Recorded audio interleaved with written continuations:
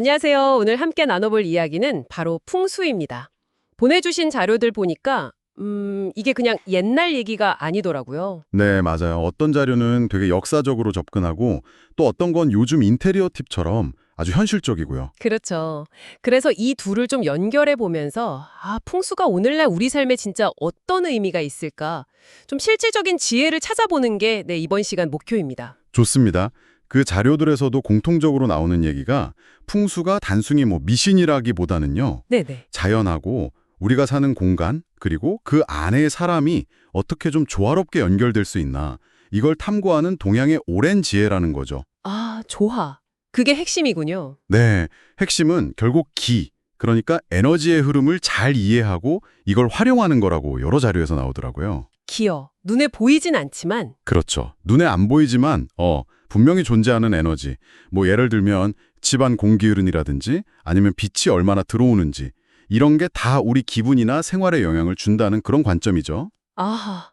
그러고 보니까 요즘 젊은 세대들도 풍수에 관심이 진짜 많잖아요. 네, 맞아요. 특히 실용적인 이유 때문인 것 같아요. 맞아요. 그냥 오래된 관습이니까 따른다. 이런 느낌보다는 그 보내주신 자료 중에 230 세대가 왜 관심 갖는지 분석한 거 있었잖아요. 네네, 있었죠. 거기 보니까 재물운이나 건강운 높이려고 되게 구체적인 풍수 원리를 집 꾸미기에 딱 적용하더라고요. 그렇죠. 예를 들면 현관을 그냥 깨끗하게 하는 걸 넘어서서 네, 맞아요. 현관. 자료에 나온 것처럼 신발을 가지런히 정리하고 그런 것만으로도 좋은 기운이 이렇게 막힘없이 들어온다 이렇게 설명하잖아요.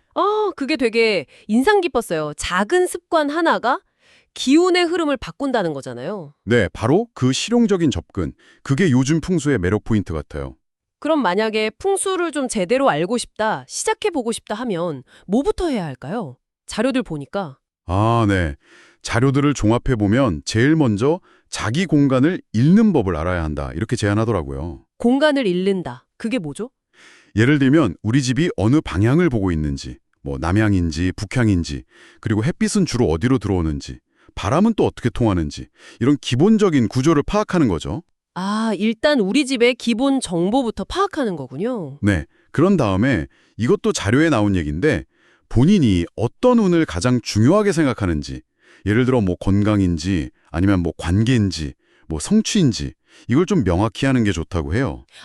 내가 뭘 원하는지를 먼저 알아야 한다는 거네요. 그렇죠.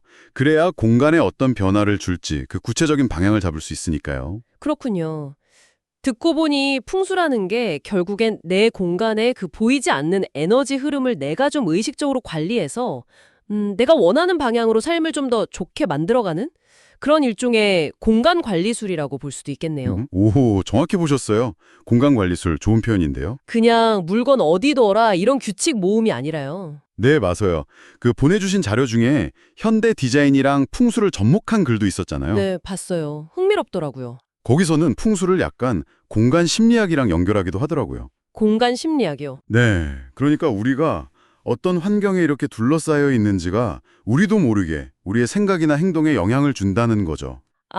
일리 있네요. 주변 환경이 중요하니까. 물론 과학적으로 딱 증명하기 어려운 부분도 있겠지만 어쨌든 공간을 더 쾌적하게, 더 의미 있게 만들려는 그 시도 자체가 이미 긍정적인 효과를 가져온다. 이렇게 설명해요. 그러니까 중요한 건 믿음 자체보다는 내가 내 환경을 의식적으로 개선하려는 노력, 이런 거겠네요. 바로 그거죠. 네, 그 노력이 중요한 거죠. 자료들을 쭉 보니까 이게 단순히 동양의 신비주의 이런 게 아니라 우리가 매일 사는 공간을 더 좋게 만들려는 아주 구체적인 방법론처럼 다가오네요. 맞아요. 예를 들어서 그 보내주신 노트 중에 침실 배치에 대한 조언도 있었잖아요.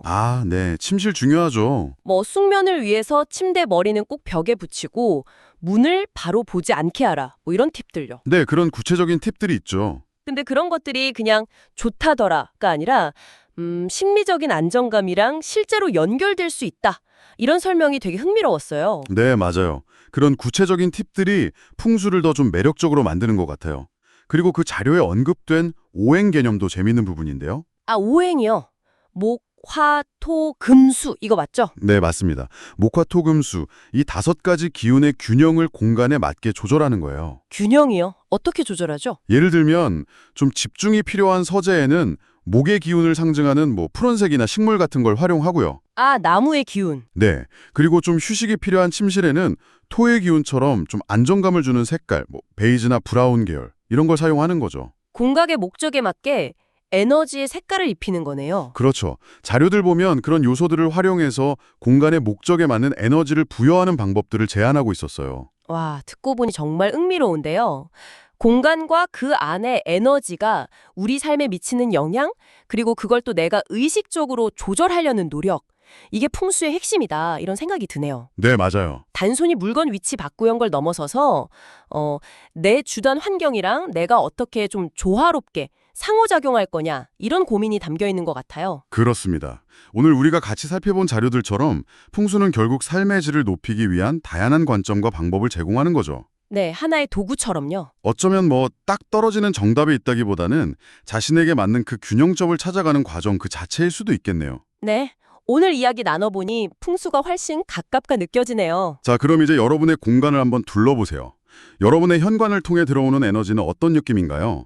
오늘 나눈 이야기들, 또 자료에서 읽은 내용들을 떠올리면서 여러분만의 방식으로 공간의 이야기를 한번 들어보는 건 어떨까요?